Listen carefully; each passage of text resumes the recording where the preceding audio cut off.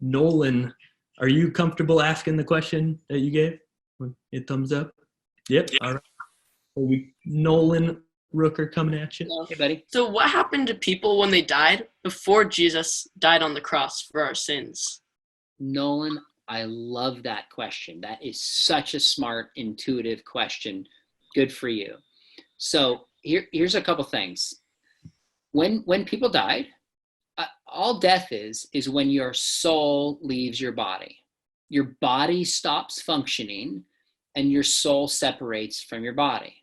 So they're in a temporary waiting place, you might say, before Jesus ultimately comes back, separated those who are with the Lord and those who are not with the Lord. Okay, so when people died, it says in the Old Testament, they talk about Hades or Sheol, the place of the dead. So people would go to the place of the dead, some with the Lord, some separated from the Lord, waiting for Jesus to ultimately come back. And then there's going to be the new heavens and the new earth, and then ultimately what's described as the lake of fire. Okay, now let me jump on this. This might help. An interesting question related to this is, how were people saved in the Old Testament before Jesus?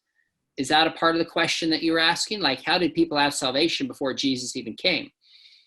Well, interestingly, in Genesis 15:6, it says, Abraham believed, and it was credited to him as righteousness.